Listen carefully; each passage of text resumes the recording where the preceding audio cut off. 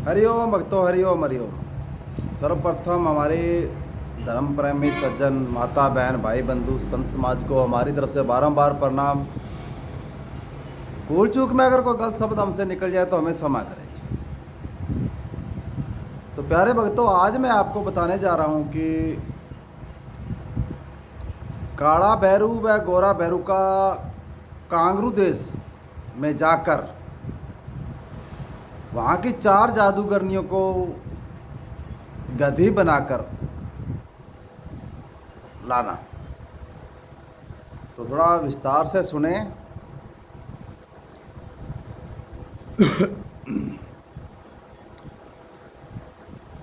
तो जी, सतयुग के अंदर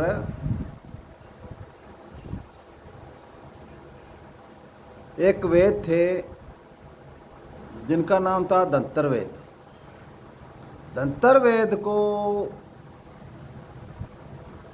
इतना अपने में ज्ञान था कि वो अपनी दृष्टि से किसी का अगर काल मृत्यु हुआ है या कोई मर चुका है तो वो दंतर वेद अपनी विद्या से उसको जीवित कर सकता था। ये देखिए,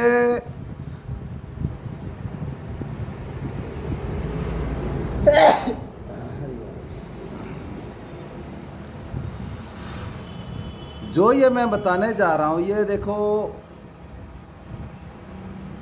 पुराने गुरु महाराज,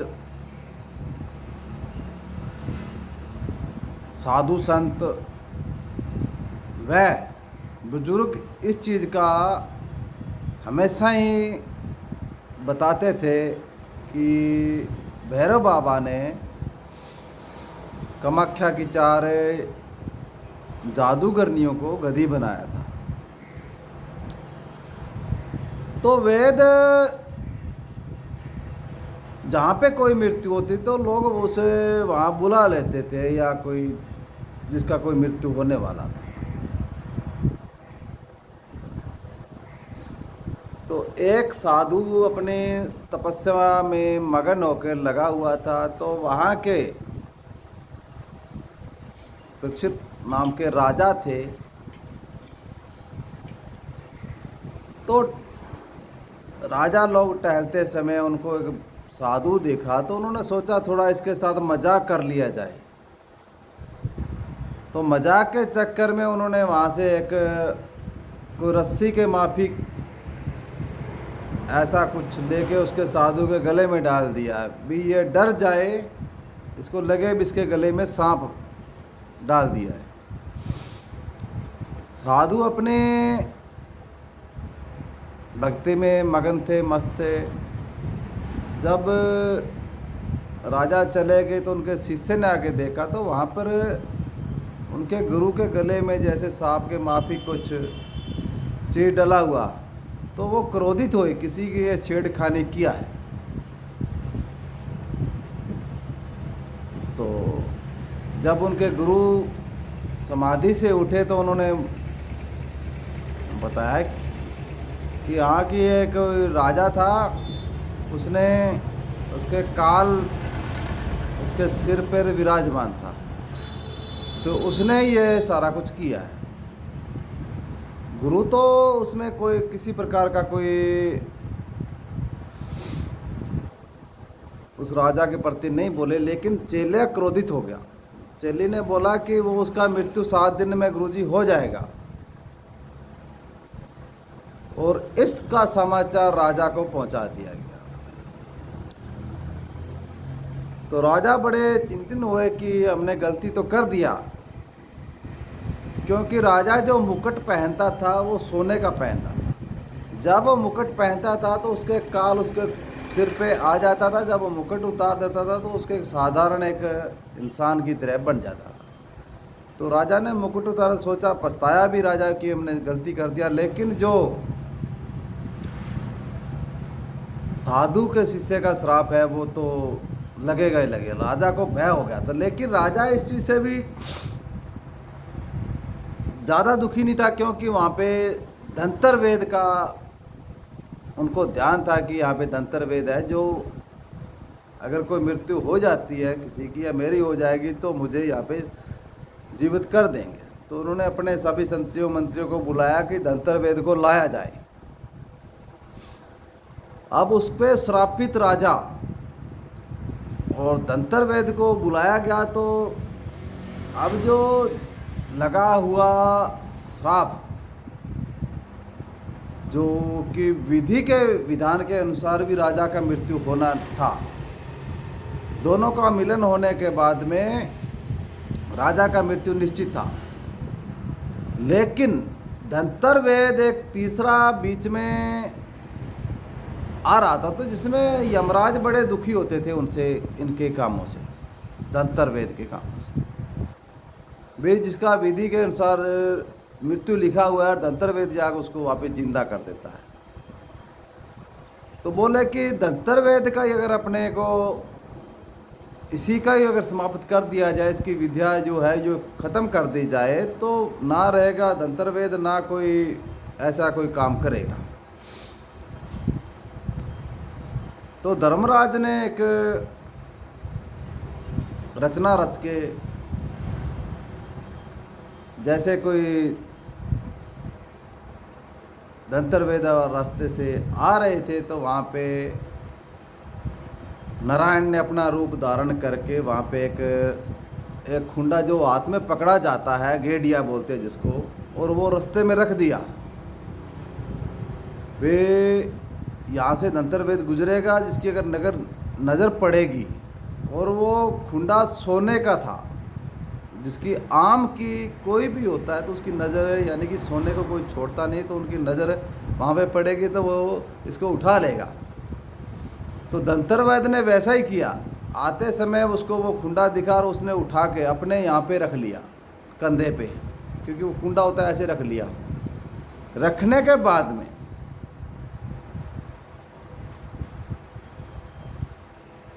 वो एक सर्प का रूप धारण करके धंतरवेद के पीछे यहाँ पे डस लिया। तो धंतरवेद के अब 4 शिष्य साथ में, और धंतरवेद बोले भी सर्प ने पीछे डस लिया। तो चले बोले गुरुजी आप तो लोगों को बचा देते हैं, आपके भी तो कोई बड़ी बात नहीं है आप। धंतरवेद बोला कि मेरे को सिर्फ इतना ही ज्ञान है कि जहाँ पे मेरी नज़र जा सकती है मैं उसको बचा सकता हूँ।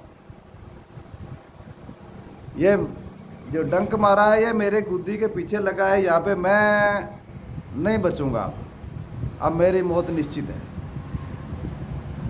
धंतरवेद को इसका ज्ञात हो गया, और धंतरवेद मरते समय जाते जाते बोल गया कि ऐसा है कि तुम 4 शिष्य हो, चारों को मैं इस विद्या का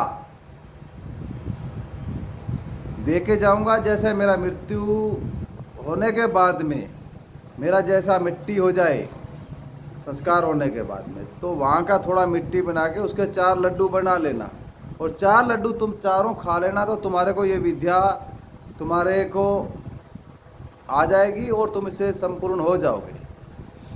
तो धंतरवेद का मृत्यु हो गया, और चारों शिष्यों ने उनका दाह संस्कार करने के बाद वहाँ से थोड़ा मिट्टी उठाई। अभी यहाँ तक तो चला गया, लेकिन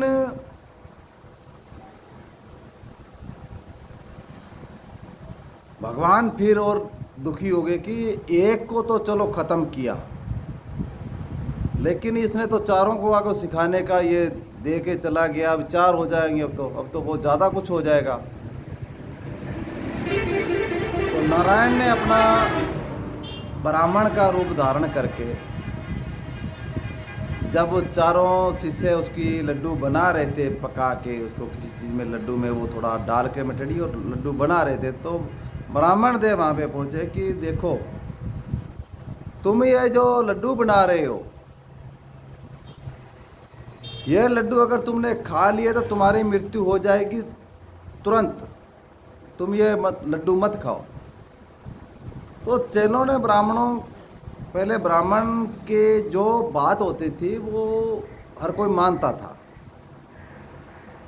बोलो तुमको ज़रूरत ही क्या इस विद्या का सीखने की, अगर तुम्हारे गुरु ने सीखी थी तो उसकी मृत्यु ऐसे हुई है, तो ज़रूरी नहीं है ये विद्या मत सीखो तुम। तो उन चेलों ने सही समझा, बोला भी इस विद्या के कारण ही हमारे गुरु का मृत्यु हुआ है। तो उन्होंने चारों शिष्यों ने वो लड्डू, बोले ब्राह्मण जी अब इसका अब क्या किया जाए? तो बोले कि इसको किसी जैसे अपने अस्थियों को किसी मटकी में डालकर कपड़ा कपड़ा ढककर कपड़ा बांध कर उसको नदी के किनारे रखा जाता है या कोई बहाया जाता है। तो बोला ऐसे कर दो। तो चारों शिष्यों ने वो 4 लड्डू डालकर वो उसको नदी के किनारे जाके रख दिया। जब पानी का बहाव आया तो वो चारों वो मटकी समेत ही आगे निकल गई। ये चारों लड्डू पहुंच गए कांगरू देश, तिरियाराज जिसे बोलते हैं, तिरियाराज कांगरू देश। फिलहाल नाम है कामाख्या माता का शक्तिपीठ है, जिसे आसाम गुवाहाटी। ये चारों लड्डू वहां पहुंच जाने के, वहां पे था 4 जोगणियों का राज। जादूगरनी थी वो बहुत तकड़ी, जिसमें लाली लोहारन, कपूरी दोबन, लोना चमारी और गांगुली तेलन, इन चारों का वहाँ पे पूरा तिरिया राज पे प्रभाव था कि वहाँ पे कोई भी मनुष्य या कोई अन्य प्रकार की कोई ऐसी कोई वहाँ पे चीज़ नहीं जा सकती थी, ना कोई मानव जा सकता था। और चला जाता तो वो उसे वहाँ पे बंदी बना के अपना काम करवाते थे। जब इनकी 4 लड्डुओं की उनको लगा कि खुशबू से उनको ऐसा लगा कि यहाँ का वातावरण में कुछ ऐसी चीज़ आ रही है और है ही बहुत पावरफुल, जिसमें काफ़ी सुगंधित आ रही है। तो चारों जादूगरनियों ने उस मटकी को नदी से निकाल कर देखा तो इसमें 4 लड्डू थे। बोला कि 4 लड्डू, इसमें इतना कुछ अपने को आने में पहले इसका संकेत मिल गया, तो ये कोई बहुत ही पावरफुल चीज़ होगी जिसे अपने को खा लेना चाहिए। तो उन चारों जो जादूगरनियों ने वो 4 लड्डू एक एक खा लिया। अब जो 4 लड्डू खाने से उनके मरे हुए व्यक्ति को जिंदा करने की जो विद्या थी वो चारों को हो गई। तो इससे भगवान और दुखी हो गए ज़्यादा। भी पहले एक था धंतरवेद, उसके 4 शिष्यों से पीछा छुड़वाया। अब ये 4 जादूगरनियों ने खा लिया, ये राक्षसनियों ने खा लिया। तो इनके तो पता नहीं कितनी तो इनकी सखियाँ हैं, योगणियाँ हैं, इनके नीचे पता नहीं कितनी राक्षसनियाँ होंगी। ये तो किसी को मरने नहीं देंगी। तो वहाँ पे अहंकार मच गया देवताओं में भी। अब तो ये तो काम बिगड़ चुका है ज़्यादा, तो इसका निदान अब करना होगा। अगर इनसे ये धंतरवेद की विद्या नहीं लेगी तो ये तो अभी तो ये इंसान पे चल रहा है, फिर आगे आने वाले समय में देवताओं पे भी ये अपना, क्योंकि इनमें राक्षस कोई मरेगा नहीं और इनकी विद्या बढ़ती जाएगी। कांगरू देश की विद्या पहले से ही मजबूत है। तो देवताओं में अहंकार मच गया। तो देवताओं ने बोला भी इसका तो अब निर्धारण करने के लिए कोई ऐसी शक्ति को इसमें भेजा जाए या मनाया जाए भी जो इसका इन्हीं के हिसाब से इनका मुकाबला कर सके और इनके ये चारों विद्या है धंतरवेद की वो ला सके। तो देवताओं ने आग्रह किया। तो आग्रह में माता काली को याद किया कि दुश्मनों का नसार करने वाली माता काली है, इसके आगे कोई भी शक्ति नहीं ठहर सकती, क्योंकि ये तंत्र में भी चलती है, तामसिक में भी चलती है, सात्विक में भी चलती है। तो माता काली को याद किया। तो माता काली ने भी अपना आश्वासन दिया कि चलो मैं ये आपका काम हो जाएगा या कर दूंगी। तो माता काली ने अपने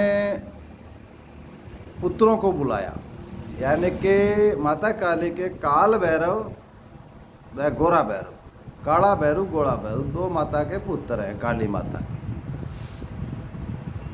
और इनको आदेश दिया कि वहाँ पे कांगरू देश में, त्रियाराज में, ये धंतर वेद की जो पढ़ाई थी इधर से वहाँ चली गई है और वहाँ की 4 डाकणियों ने इसको खा लिया है। और ये पढ़ाई तुम 4 डाकणियों सहित वापस लेके आओगे। तो काल भैरव बाबा ने माता का आदेश माना और गोरा भैरू के साथ में वहाँ पे ये चले गए। तो भैरव बाबा ने जाने के बाद में वहाँ पे देखा कि जो दुश्मन चाहे कैसा भी हो,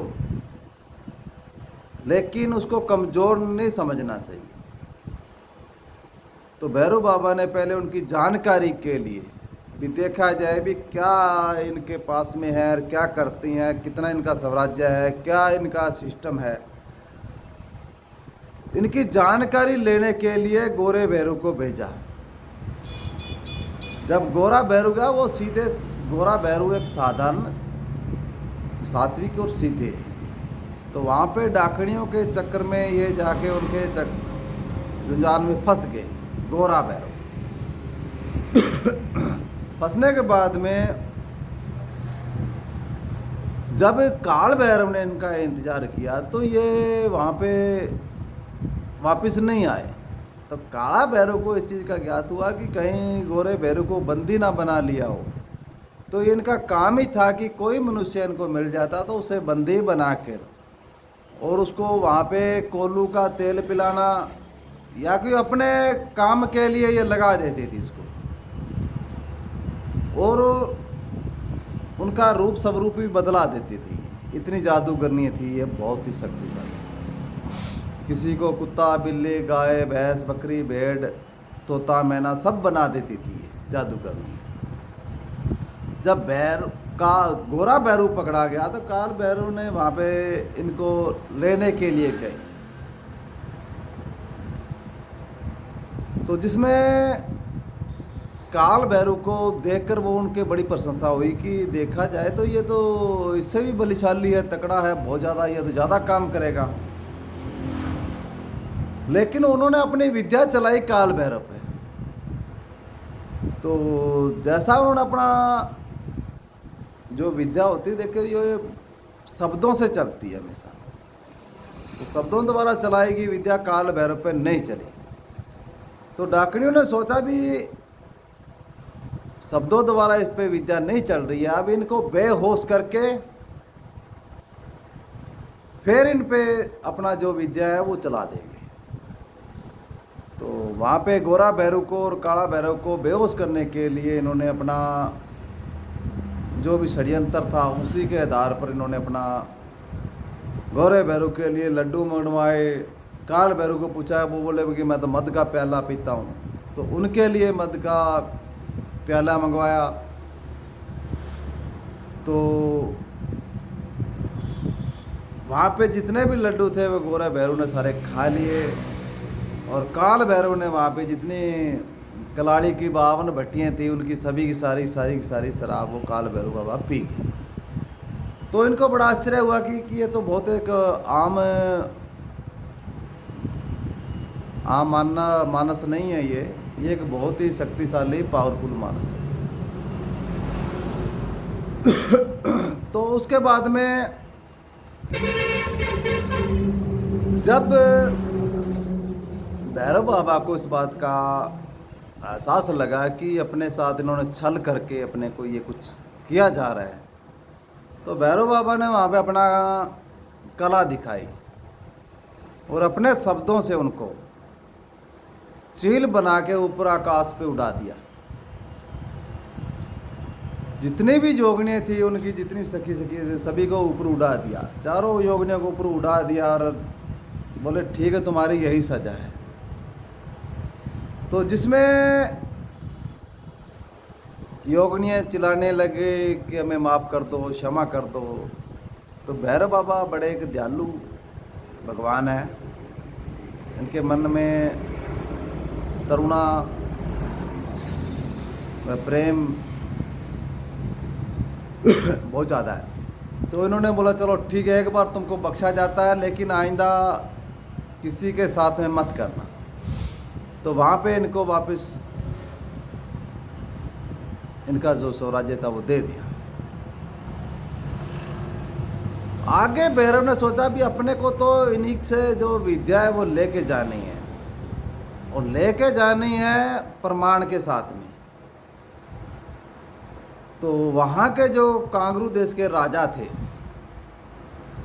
उनके एक संतान थी, और संतान किशोर अवस्था में उनका एक बच्चा था जो कि अपने साथियों के साथ में रोज़ खेलता था। तो भैरव बाबा ने वहाँ पे अपना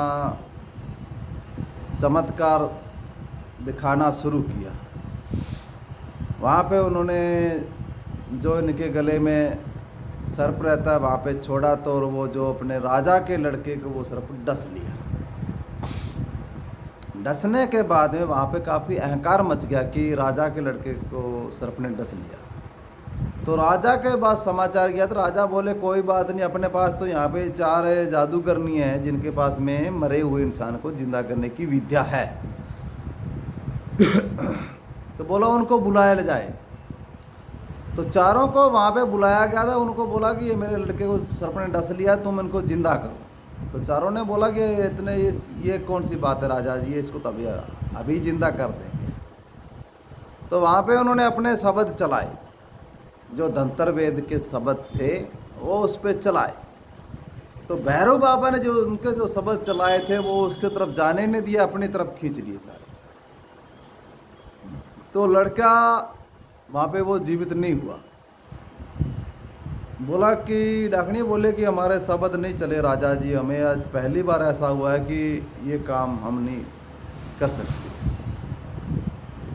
तो राजा ने बोला कि चलो इसी का लास्ट इलाज तुम्हारे पास था, वो तुमसे नहीं हुआ, तब तो इसका जो भी है क्रियाक्रम करना पड़ेगा, इसका दाह संस्कार है देना पड़ेगा इसको।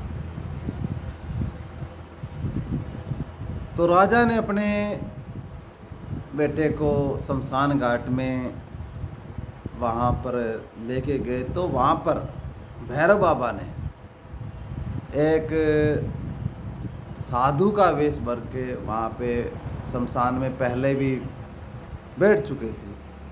तो जब वो राजा की लड़के की अर्थी आई तो भैरव बाबा ने बोला, साधु ने बोला कि मुझे इसके दर्शन करवा दो, मैं इसको जिंदा कर दूंगा। तो राजा बोले कि ऐसा कुछ नहीं है, अभी इसकी विद्या जो जादूगरनियों के पास में थी वो नहीं कर सकी, तो आप कुछ नहीं कर सकते। लेकिन वहाँ पे भैरव बाबा की काफ़ी प्रयासों के बाद में राजा को बोला कि चलो कोई बात नहीं, आप अगर कुछ देखना चाहते हो शक्ल तो कोई बात नहीं, आप देख लो। तो वहाँ पे भैरव बाबा ने अपनी जो विद्या थी, जो उनके जो फेंके हुए शब्द थे, उन्हीं शब्दों को वहाँ पे उस पर फेंक दिया, तो जिससे वो लड़का जीवित हो गया। तो जिसमें राजा बड़े प्रसन्न हुए। राजा बोले जो यहाँ की 4 खूंखार जादूगरनी है, योगिनी है, इनका नहीं चला, ये एक साधु बैठा है शमशान घाट के अंदर, इसका चल गया। तो बोले कि राजा कि बोलो बाबा आपको क्या चाहिए। तो वो बोला कि मेरे को तो उन 4 जादूगरनी हैं, लाली लुहारन कपूरी धोबन लोना दे चमारी व गांगुली तेलन, इनसे हमारा भेंट करवा दो। बोला करवा देंगे, और करवाइए भी आप किसी खुले मैदान में, पूरे डंका बजवा के पूरे शहर में, पूरे गांव में।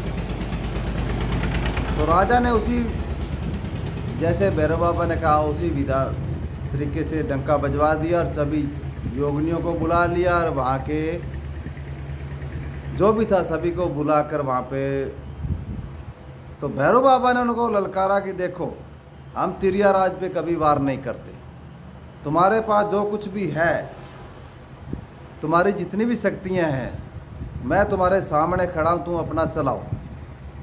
तुम 4 जनियों को एक एक बार का मौका देंगे, तुम अपना शक्ति मेरे पे चला दो। तो योगिनियों को उस बात का पहले भी गुस्सा था, दूसरी बार उनका जो ये धंतरवेद वाला पढ़ाई वो भी नहीं चला, तो वो बोलती अच्छा मौका मिला हमें।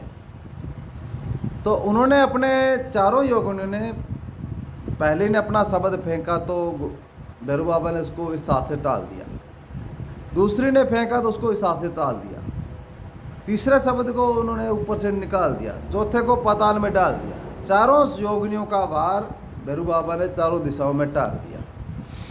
बोले कि अब मेरी बारी है। तो वहाँ पे भैरू बाबा ने माता काली को याद करके और उन पे ऐसा मुठ बना के छोड़ा कि चारों को गधी बना दिया। जानवर यानी कि गधी चारों को बना दिया और बोला कि तुमको मैं लेके जाऊंगा अपने देश। तो अब वो चारों गधियाँ जादू करनी है, रोने खिलाने लगी कि हमें बख्श दो, कि नहीं तुम्हें नहीं बख्शा जाएगा, तुम्हें लेके जाया जाएगा। फिर राजा से वहाँ पे भैरव बाबा ने आग्रह किया कि हमें इसका तामपत्री पर लिखकर आप हमें सबूत दीजिए कि इन चारों जोगनियों को मैं यहाँ से लेके जा रहा हूँ। तो वहाँ के राजा ने तामपत्र पर लिखकर भैरू बाबा को दिया कि ये यहाँ की 4 जोगनियाँ थी जो इसको भैरू बाबा लेके जा रहा है। वो लेके इनको फिर सभी देवताओं के अपनी नगरी में लाया गया। वहाँ पे इनका बहुत बुरा हाल हो चुका था 4 जादूगरनियों का। भैरव बाबा से लड़खड़ाती गिड़गिड़ाती क्षमा की भीख मांगती कि हमें क्षमा कर दो। तो भैरव बाबा ने इनके लिए कुछ नहीं कहा, हाँ तुम्हारी सज़ा यह रहेगी कि तुमको सारों दिन काम में लिया जाएगा और रात को तुम्हें छोड़ दिया जाएगा और तुम किसी रूढ़ी के ऊपर कचरे के ढेर के ऊपर जाके बैठोगी और वही खाओगी, क्योंकि तुम लोगों ने जो तिरिया राज में कांगरू देश में पता नहीं कितने लोगों को जानवर पशु पक्षी बनाकर उनके साथ कितना कितना अत्याचार किया है, उसके लिए तो यह मामूली सज़ा है। और होता ही वैसे था, करते ही वैसे थी वो योगिनी। तो योगिनियों को पता लगा जादूगरनियों को, तो उन्होंने सोचा भी अब भैरू बाबा तो हमें नहीं बख्शेंगे ये। तो उन्होंने फिर माता काली को याद किया। माता काली तरुणा की सागर है, दया का समुद्र है माता काली। तो माता काली के आगे उन्होंने अपनी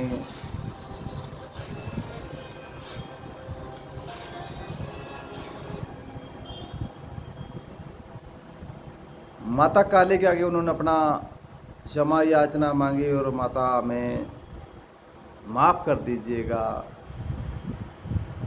हमारा भी कोई आगे का मार्गदर्शन कर दीजिएगा। तो उस समय माता काली ने अपनी दया की भावना से उनको एक वरदान दिया कि कलयुग के अंदर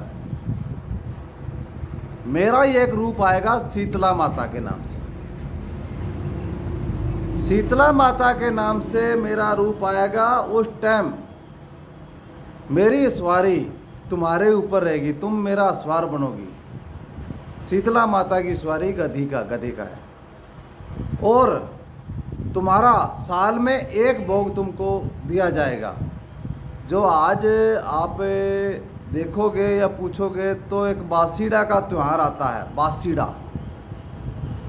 बासीडा का त्योहार आता है जो शाम को उसका भोग प्रसाद बनाया जाता है और सुबह लगाया जाता है। तो ये भोग इनका तब से शुरू हुआ है और इनको माता ने अपनी सवारी के रूप में इनको लिया था। तो प्यारे भक्तों, ये काल भैरव बाबा ने त्रिया राज में जो पढ़ाई थी, जो दंतर वेद की पढ़ाई यहाँ की डाकनी लेके गई थी, उनको वह उनकी जो विद्या थी उन सभी को बांध के यहाँ पे लाके छोड़ा था।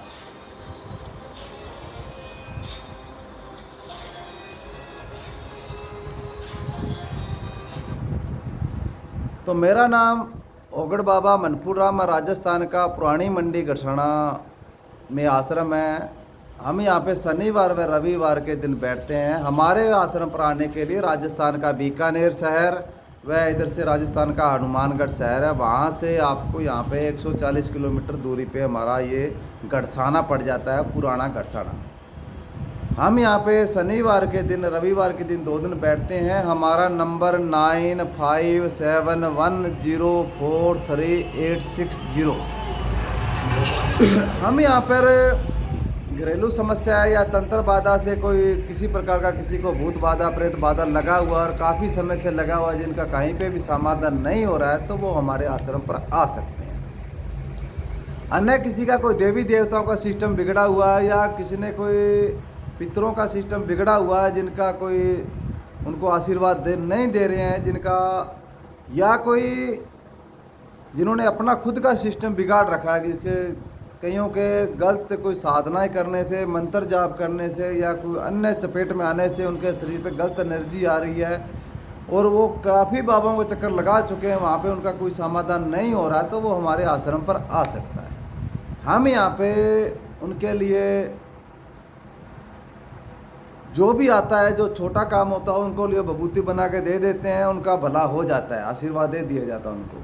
और जो कोई बड़ा काम होता है जिसका जानकारी लेके इलाज करना होता है, उनके लिए हम उनके नाम से यहाँ पे चौकी लगाते हैं। चौकी का मतलब है पूजा पाठ का जितना सामान होता है वो मंगाया जाता है और धोने पे बैठा जाता है। 2 घंटे एक काम का समय लगता है, जिसका पूरा जानकारी आ जाता है भी इसके क्या समस्या थी और कैसे ये समस्या बिगड़ी और इसका समाधान कैसे होगा, क्या करना पड़ेगा, उसका पूरा जानकारी आ जाता है। उसको अगले को समझा दिया जाता है।